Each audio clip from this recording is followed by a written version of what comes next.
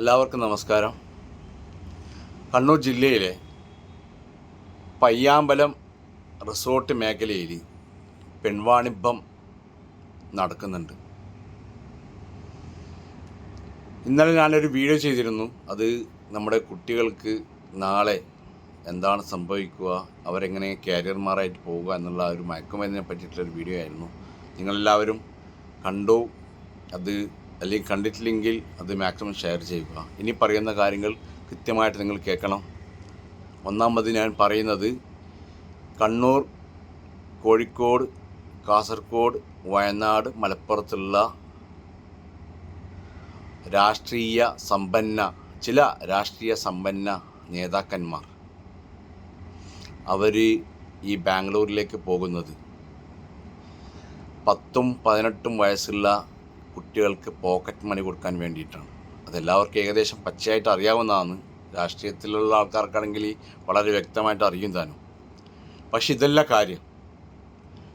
നമ്മുടെ Kannur Payyambalam beach resort പരിസരങ്ങളിലുള്ള ഏകദേശം ചില റിസോർട്ടുകളിൽ ഇങ്ങനെയുള്ള മയക്കുമരുന്ന് കണ്ണികളുമായിട്ട് ബന്ധപ്പെട്ടിട്ടുള്ള സെക്സ് റാക്കറ്റ്.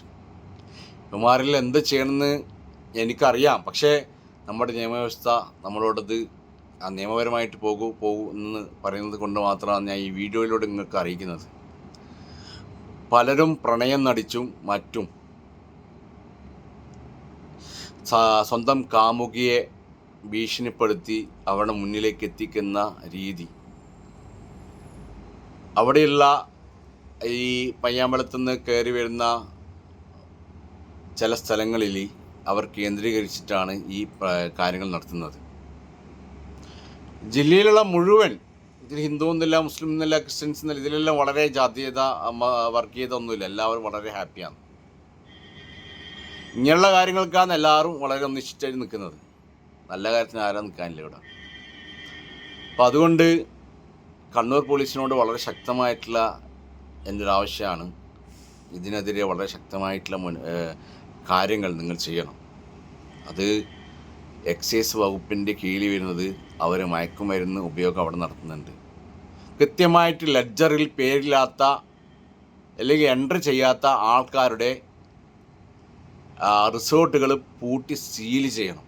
എങ്കിൽ മാത്രമേ അവിടെയുള്ള ഈ പെൺവാണിഭത്തിന് നമുക്ക് അവസാനം ഉണ്ടാക്കാൻ പറ്റൂ. അല്ലെങ്കിൽ നമ്മളെ എൻ്റെ മോളടക്കം, അല്ലെങ്കിൽ നമ്മൾ കാണുന്ന എത്ര ആൾക്കാരുടെ മക്കൾ ഇതിൽ പെട്ടിട്ടുണ്ടെന്നുള്ള കാര്യം അറിയില്ല. പക്ഷേ തീർച്ചയായിട്ടും അവിടെ സംഭവം നടക്കുന്നുണ്ട്.